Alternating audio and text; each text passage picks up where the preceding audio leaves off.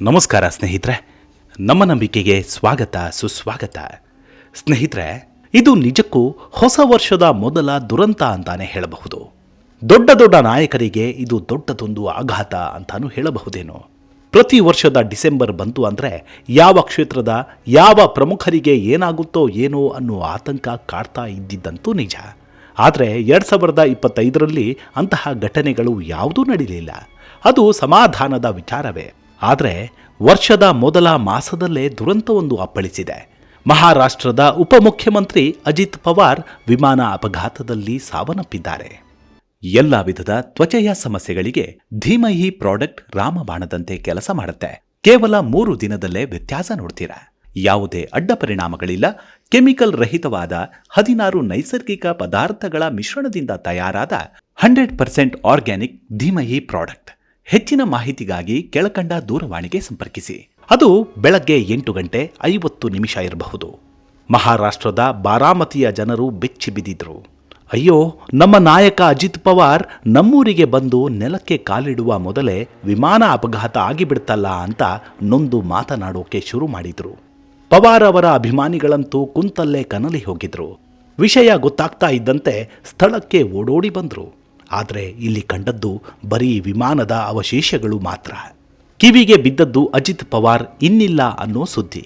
ಇದು ನಿಜಕ್ಕೂ ಬೆಚ್ಚಿ ಬೀಳಿಸೋ ಸುದ್ದಿ ಅನ್ನೋದ್ರಲ್ಲಿ ಎರಡು ಮಾತಿಲ್ಲ. ಅಷ್ಟಕ್ಕೂ ಇಲ್ಲಾಗಿದ್ದೇನೆಂದರೆ, ಅಜಿತ್ ಪವಾರ್ ಅವರಿದ್ದ ಚಾರ್ಟರ್ ವಿಮಾನ ಬುಧವಾರ ಬೆಳಗ್ಗೆ ಮುಂಬೈನಿಂದ ಹೊರಟಿತ್ತು. ಇವತ್ತು ಅವರು ಜಿಲ್ಲಾ ಪರಿಷತ್ ಚುನಾವಣಾ ಪ್ರಯುಕ್ತ ಬಾರಾಮತಿಯಲ್ಲಿ 4 ಕಡೆ ಪ್ರಚಾರ ಮಾಡಬೇಕಿತ್ತು. ಮುಂಬೈನಿಂದ ಪವಾರ್ ಹೊರಡ್ತಾ ಇದ್ದಂತೆ ಇತ್ತ ಸಭೆ ನಡೆಯಬೇಕಿದ್ದ ಕಡೆಗಳಲ್ಲಿ ಅಂತಿಮ ತಯಾರಿ ಭರ್ಜರಿಯಾಗಿ ನಡೀತಿತ್ತು. ಆದರೆ ಮುಂಬೈನಲ್ಲಿ ವಿಮಾನ ಹತ್ತಿ ಕುಳಿತ ಇವರಿಗಾಗಲಿ ಇವರ ಕುಟುಂಬದವರಿಗಾಗಲಿ ಮತ್ಯಾರಿಗೇ ಆಗಲಿ ಇದೇ ಇವರ ಅಂತಿಮ ಯಾತ್ರೆ ಅನ್ನೋದು ಗೊತ್ತೇ ಆಗಲಿಲ್ಲ. ಮುಂಬೈನಲ್ಲಿ ಬಾಡಿಗೆಗೆ ಪಡೆಯಲಾಗಿದ್ದ ಲಿಯರ್ ಜೆಟ್ 45ರಲ್ಲಿ ಬೆಳಗ್ಗೆ ಸುಮಾರು 8:45 ಸುಮಾರಿಗೆ ಬಾರಾಮತಿ ವಿಮಾನ ನಿಲ್ದಾಣದ ಸಮೀಪ ಲ್ಯಾಂಡಿಂಗ್ಗೆ ಪ್ರಯತ್ನ ಮಾಡ್ತಾ ಇತ್ತು. ಆದರೆ ಪೈಲಟ್ನ ನಿಯಂತ್ರಣ ತಪ್ಪಿ ಸಮೀಪದ ಜಮೀನಿನಲ್ಲಿ ಬಿತ್ತು. ನೋಡ್ತಿದ್ದಂತೆ ವಿಮಾನವೇ ಹೊತ್ತಿ ಉರಿದು ಬಿಡ್ತು.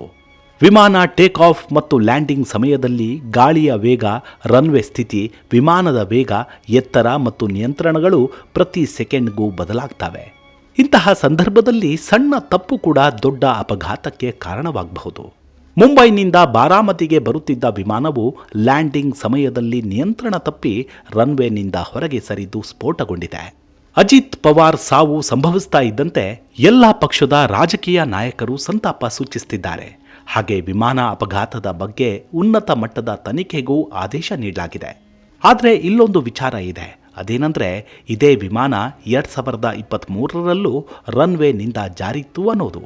ಇಂಥದ್ದೊಂದು ಸುದ್ದಿ ಈಗ ಹೊರಬಿದ್ದಿದೆ. ಅಂದು ಇದೇ ವಿಮಾನ ಅಪಘಾತಕ್ಕೀಡಾಗಿತ್ತು.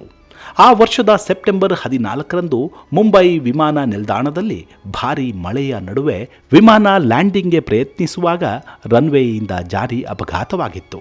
ಇದೇ ಲಿಯರ್ ಜೆಟ್ 45 ವಿಮಾನ ಇವತ್ತು ಮುಂಬೈನಿಂದ ಹಾರಾಟ ಆರಂಭಿಸಿದ 1 ಗಂಟೆಯ ನಂತರ ಲ್ಯಾಂಡಿಂಗ್ ಸಮಯದಲ್ಲಿ ನಿಯಂತ್ರಣ ಕಳೆದುಕೊಂಡಿದೆ. ಹಾಗಿದ್ರೆ ಆ ವಿಮಾನ ಹತ್ತಿದ್ದೇ ಅಜಿತ್ ಪವಾರ್ಗೆ ಮುಳುವಾಯ್ತಾ ಅನ್ನೋ ಮಾತುಗಳು ಈಗ ಕೇಳಿ ಬರ್ತಿದೆ. ವಿಪರ್ಯಾಸ ಅಂದರೆ, ಬಾರಾಮತಿ ಅಜಿತ್ ಪವಾರ್ ಅವರ ರಾಜಕೀಯ ಜೀವನಕ್ಕೆ ಬುನಾದಿ ಹಾಕಿಕೊಟ್ಟ ಜಾಗ. ಇವರ ಚಿಕ್ಕಪ್ಪ ಶರದ್ ಪವಾರ್ ನೆರಳಲ್ಲಿ ರಾಜಕೀಯ ಜೀವನದ ಬಗ್ಗೆ ಅಜಿತ್ ಪವಾರ್ ಕಲಿತು ಮಹಾರಾಷ್ಟ್ರದ ರಾಜಕೀಯ ಚಿತ್ರಣವನ್ನೇ ಬದಲಿಸಿದರು. ರಾಜಕೀಯ ಜೀವನ ಶುರು ಮಾಡಿದ ನೆಲದಲ್ಲೇ ಅವರ ಪಯಣ ಕೊನೆಗೊಂಡಿರೋದು ನಿಜಕ್ಕೂ ವಿಪರ್ಯಾಸ. ಅಜಿತ್ ಪವಾರ್ ರಾಜಕಾರಣದಲ್ಲಿ ದೊಡ್ಡ ಮಟ್ಟಕ್ಕೆ ಏರಿದರು. ದೊಡ್ಡವರ ಜೊತೆ ಹೇಗೆ ದೊಡ್ಡವರಾಗಿರ್ತಿದ್ರೋ ಹಾಗೆ ಜನಸಾಮಾನ್ಯರ ಮುಂದೆ ತಾವೊಬ್ಬ ಸಾಮಾನ್ಯ ಅನ್ನುವಂತೆಯೇ ಇದ್ದರು. ಆಡಳಿತಾತ್ಮಕ ವಿಚಾರಕ್ಕೆ ಬಂದರೆ ಕುಶಾಗ್ರತೆ, ತ್ವರಿತ ತೀರ್ಮಾನಗಳನ್ನು ತೆಗೆದುಕೊಳ್ಳೋದ್ರಲ್ಲಿ ಪ್ರಖ್ಯಾತಿಯನ್ನು ಪಡೆದುಕೊಂಡಿದ್ದರು. ಜುಲೈ 2023ರಿಂದ ಮಹಾರಾಷ್ಟ್ರದ DCM ಆಗಿ ಕಾರ್ಯನಿರ್ವಹಿಸುತ್ತಿದ್ದ ಪವಾರ್ ಹಣಕಾಸು, ಯೋಜನೆ, ಇಂಧನ ಹಾಗೂ ನೀರಾವರಿ ಮೊದಲಾದ ಪ್ರಮುಖ ಖಾತೆಗಳನ್ನು ನಿರ್ವಹಿಸಿದ ಅನುಭವವನ್ನು ಹೊಂದಿದರು.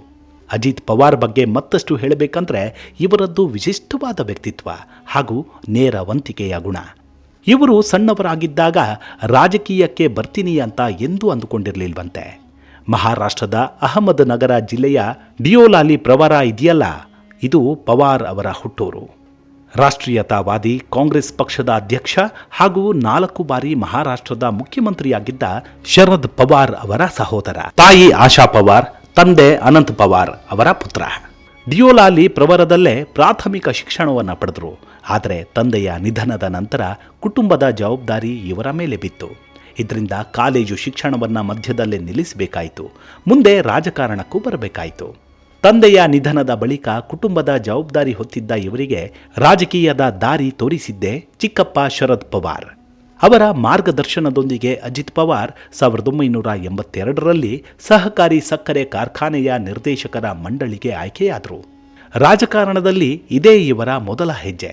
ಇಲ್ಲಿಂದ 1991ರಲ್ಲಿ ಪುಣೆ ಜಿಲ್ಲಾ ಕೇಂದ್ರ ಸಹಕಾರಿ ಬ್ಯಾಂಕಿನ ಅಧ್ಯಕ್ಷರಾಗಿ ಆಯ್ಕೆಯಾದರು. 16 ವರ್ಷಗಳ ಕಾಲ ಆ ಹುದ್ದೆಯನ್ನೇ ನಿರ್ವಹಿಸಿದರು. ಸಹಕಾರಿ ಕ್ಷೇತ್ರದಲ್ಲಿ ಅವರ ಹಿಡಿತ ಮತ್ತು ಆಡಳಿತ ಸಾಮರ್ಥ್ಯ ಈ ಅವಧಿಯಲ್ಲಿ ಸ್ಪಷ್ಟವಾಗಿ ಗೋಚರಿಸಿತು. 1991ರಲ್ಲಿ ಅವರು ಬಾರಾಮತಿ ಲೋಕಸಭಾ ಕ್ಷೇತ್ರದಿಂದ ಮೊದಲ ಬಾರಿಗೆ ಸಂಸದರಾಗಿ ಆಯ್ಕೆಯಾದರು. ನಂತರ ಏನಾಗುತ್ತೆ ಅಂದರೆ, ತಮ್ಮ ಚಿಕ್ಕಪ್ಪ ಶರದ್ ಪವಾರ್ಗೆ ಅವಕಾಶ ಮಾಡಿಕೊಡೋ ಸಲುವಾಗಿ ಏನು ಮಾಡಿದ್ರು, ಸಂಸದ ಸ್ಥಾನವನ್ನೇ ತ್ಯಜಿಸಿದ್ರು. ಬಳಿಕ ಶರದ್ ಪವಾರ್ ಪ್ರಧಾನಿ PV ನರಸಿಂಹರಾವ್ ಅವರ ಸರ್ಕಾರದಲ್ಲಿ ರಕ್ಷಣಾ ಸಚಿವರಾದರು. ಸಂಸದರಾಗಿ ರಾಷ್ಟ್ರ ರಾಜಕಾರಣದಲ್ಲಿದ್ದ ಅಜಿತ್ ಪವಾರ್ ಚಿಕ್ಕಪ್ಪನಿಗೆ ಕ್ಷೇತ್ರವನ್ನು ಬಿಟ್ಟುಕೊಟ್ಟು ತಾವು ರಾಜ್ಯ ರಾಜಕಾರಣಕ್ಕೆ ಬಂದರು. ಬಾರಾಮತಿ ವಿಧಾನಸಭಾ ಕ್ಷೇತ್ರದಿಂದ 7 ಬಾರಿ ಮಹಾರಾಷ್ಟ್ರ ವಿಧಾನಸಭೆಗೆ ಆಯ್ಕೆಯಾದರು. 1991-92ರ ಅವಧಿಯಲ್ಲಿ ಸುಧಾಕರ್ ರಾವ್ ನಾಯಕ್ ಸರ್ಕಾರದಲ್ಲಿ ಕೃಷಿ ಮತ್ತು ವಿದ್ಯುತ್ ಖಾತೆಗಳ ರಾಜ್ಯ ಸಚಿವರಾಗಿ ಸೇವೆ ಸಲ್ಲಿಸಿದರು. 1992ರಲ್ಲಿ ಶರದ್ ಪವಾರ್ ಮುಖ್ಯಮಂತ್ರಿಯಾದಾಗ ಮಣ್ಣು ಸಂರಕ್ಷಣೆ, ವಿದ್ಯುತ್ ಮತ್ತು ಯೋಜನಾ ಖಾತೆಗಳ ರಾಜ್ಯ ಸಚಿವರಾಗಿ ನೇಮಕಗೊಂಡರು. 1999ರಲ್ಲಿ ಕಾಂಗ್ರೆಸ್ NCP ಮೈತ್ರಿ ಸರ್ಕಾರದಲ್ಲಿ ನೀರಾವರಿ ಸಚಿವರಾಗಿದ್ದರು. 2003ರಲ್ಲಿ ಸುಶೀಲ್ ಕುಮಾರ್ ಶಿಂಧೆ ಸಂಪುಟದಲ್ಲಿ ಗ್ರಾಮೀಣಾಭಿವೃದ್ಧಿ ಖಾತೆಯ ಜವಾಬ್ದಾರಿಯನ್ನು ವಹಿಸಿಕೊಂಡರು. ಅಜಿತ್ ಪವಾರ್ ಅವರು ವಿವಿಧ ಅವಧಿಗಳಲ್ಲಿ ಒಟ್ಟು 6 ಬಾರಿ DCM ಆಗಿದ್ದರು. 2019ರ ನವೆಂಬರ್ 23ರಂದು NCPಯಿಂದ ಹೊರಬಂದು ಬಿಜೆಪಿ ಜೊತೆ ಕೈ ಜೋಡಿಸಿದರು. ಅಲ್ಲದೆ ಉಪಮುಖ್ಯಮಂತ್ರಿಯಾಗಿ ಪ್ರಮಾಣ ವಚನವನ್ನು ಸ್ವೀಕರಿಸಿದರು. ಆದರೆ ಈ ಸರ್ಕಾರ 80 ಗಂಟೆಗಳೊಳಗೆ ಪತನಗೊಳ್ತು. ನಂತರ ಅವರು ಮತ್ತೆ NCPಗೆ ಮರಳಿ ಮಹಾವಿಕಾಸ್ ಅಘಾಡಿ ಸರ್ಕಾರದಲ್ಲಿ ಉಪಮುಖ್ಯಮಂತ್ರಿಯಾಗಿ ಅಧಿಕಾರವನ್ನು ವಹಿಸಿಕೊಂಡಿದ್ದು ಈಗ ಇತಿಹಾಸ. ನಂತರ 2022ರಲ್ಲಿ ಶಿವಸೇನೆ ವಿಭಜನೆಯ ನಂತರ ಮಹಾವಿಕಾಸ್ ಅಘಾಡಿ ಸರ್ಕಾರ ಪತನವಾಯಿತು. ಆಗ ಅಜಿತ್ ಪವಾರ್ ಮಹಾರಾಷ್ಟ್ರ ವಿಧಾನಸಭೆಯಲ್ಲಿ ವಿರೋಧ ಪಕ್ಷದ ನಾಯಕರಾಗಿ ಕಾರ್ಯನಿರ್ವಹಿಸಿದರು. ಈಗಲೂ ಉಪಮುಖ್ಯಮಂತ್ರಿಯಾಗಿದ್ದರು. ಅಜಿತ್ ಪವಾರ್ ಜನಸಾಮಾನ್ಯರ ಜೊತೆ ಸಾಮಾನ್ಯರಂತೆ ಬೆರೆತಿದ್ರು ಅನ್ನೋದೇನೋ ಸರಿ. ಆದರೆ ಕೆಲ ಭ್ರಷ್ಟಾಚಾರ ಆರೋಪಗಳನ್ನು ಎದುರಿಸ್ತಿದ್ರು. ಹಾಗೆ ಒಂದಷ್ಟು ವಿವಾದಾತ್ಮಕ ಹೇಳಿಕೆಗಳನ್ನು ನೀಡಿ ಜನರ ಕೆಂಗಣ್ಣಿಗೂ ಗುರಿಯಾಗಿದ್ರು. ಎಲ್ಲ ವಿಧದ ತ್ವಚೆಯ ಸಮಸ್ಯೆಗಳಿಗೆ ಧೀಮಹಿ ಪ್ರಾಡಕ್ಟ್ ರಾಮಬಾಣದಂತೆ ಕೆಲಸ ಮಾಡುತ್ತೆ. ಕೇವಲ 3 ದಿನದಲ್ಲೇ ವ್ಯತ್ಯಾಸ ನೋಡ್ತೀರಾ. ಯಾವುದೇ ಅಡ್ಡ ಪರಿಣಾಮಗಳಿಲ್ಲ. ಕೆಮಿಕಲ್ ರಹಿತವಾದ 16 ನೈಸರ್ಗಿಕ ಪದಾರ್ಥಗಳ ಮಿಶ್ರಣದಿಂದ ತಯಾರಾದ 100% ಆರ್ಗ್ಯಾನಿಕ್ ಧೀಮಹಿ ಪ್ರಾಡಕ್ಟ್. ಹೆಚ್ಚಿನ ಮಾಹಿತಿಗಾಗಿ ಕೆಳಕಂಡ ದೂರವಾಣಿಗೆ ಸಂಪರ್ಕಿಸಿ. ಜಲಸಂಪನ್ಮೂಲ ಸಚಿವರಾಗಿದ್ದ ಅವಧಿಯಲ್ಲಿ ಲವಾಸಾ ಅಭಿವೃದ್ಧಿ ಯೋಜನೆಗೆ ಸಂಬಂಧಿಸಿದ ಆರೋಪಗಳು ಕೇಳಿಬಂದಿದ್ದವು. ಅಲ್ಲದೆ 2012ರಲ್ಲಿ ಮಹಾರಾಷ್ಟ್ರ ಕೃಷ್ಣ ಕಣಿವೆ ಅಭಿವೃದ್ಧಿ ನಿಗಮದ ಯೋಜನೆಗಳಲ್ಲಿ ಸಾವಿರಾರು ಕೋಟಿ ರೂಪಾಯಿಗಳ ದುರುಪಯೋಗ ನಡೆದಿದೆ ಅನ್ನೋ ಆರೋಪ ಚರ್ಚೆಗೆ ಗ್ರಾಸವಾದವು. ಆದರೆ ಈ ಆರೋಪಗಳು ಸಾಬೀತಾಗಲಿಲ್ಲ.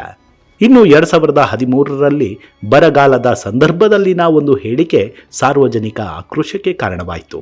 ಅದೇನೆಂದರೆ, ಸೊಲ್ಲಾಪುರ ಭಾಗದ ಬರ ಪೀಡಿತ ರೈತರು ಭಯ್ಯ ದೇಶಮುಖ್ ನೇತೃತ್ವದಲ್ಲಿ ಮುಂಬೈನ ಆಜಾದ್ ಮೈದಾನದಲ್ಲಿ 2 ತಿಂಗಳಿಂದ ನಿರಶನ ಕೈಗೊಂಡಿದ್ರು. ಅಜಿತ್ ಪವಾರ್ ಜನರ ಜೊತೆ ಸಮಸ್ಯೆಯ ಬಗ್ಗೆ ಒಳ್ಳೆಯ ರೀತಿಯ ಮಾತುಕತೆ ನಡೆಸಬಹುದಿತ್ತು. ಆದರೆ ಇದಕ್ಕೆ ಪ್ರತಿಕ್ರಿಯಿಸಿದ್ದ ಅಜಿತ್, ಕುಡಿಯೋಕೆ ಎಲ್ಲಿಂದ ನೀರು ತಂದು ಕೊಡೋದು, ನಾನೇನು ಮೂತ್ರ ಮಾಡಿ ಡ್ಯಾಮ್ಗಳನ್ನು ತುಂಬಿಸೋಕ್ಕಾಗತ್ತಾ ಅಂದಿದ್ರು. ಅಲ್ಲದೆ ಕುಡಿಯಲು ನೀರು ಸಿಗದಿರುವಾಗ ಮೂತ್ರ ಬರುವುದು ಕಷ್ಟವೇ, ತಿಳಿದುಕೊಳ್ಳಿ ಅಂತ ಹೇಳಿದರು. ಇದಕ್ಕೆ ತೀವ್ರ ವಿರೋಧ ವ್ಯಕ್ತವಾಗಿತ್ತು. ಇನ್ನು ರಾತ್ರಿ ವೇಳೆ ಕರೆಂಟ್ ಇಲ್ಲ ಅಂದರೆ ಜನರ ಕೈಯಲ್ಲಿ ಇನ್ನೇನು ಮಾಡೋಕೆ ಸಾಧ್ಯ, ಕೇವಲ ಜನಸಂಖ್ಯೆಯನ್ನು ಹೆಚ್ಚಿಸಬಲ್ಲರು ಅಷ್ಟೇ ಅಂತಾನು ಹೇಳಿ ವಿವಾದವನ್ನು ಮೈ ಮೇಲೆ ಎಳ್ಕೊಂಡಿದ್ರು. ಅಜಿತ್ ಪವಾರ್ ಸತತವಾಗಿ ಅಲ್ಲದಿದ್ರೂ ಮಹಾರಾಷ್ಟ್ರದಲ್ಲಿ ಅತಿ ಹೆಚ್ಚು ಬಾರಿ ಉಪಮುಖ್ಯಮಂತ್ರಿಯಾಗಿ ಸೇವೆ ಸಲ್ಲಿಸಿದ ರಾಜಕಾರಣಿಯಾಗಿದ್ದರು.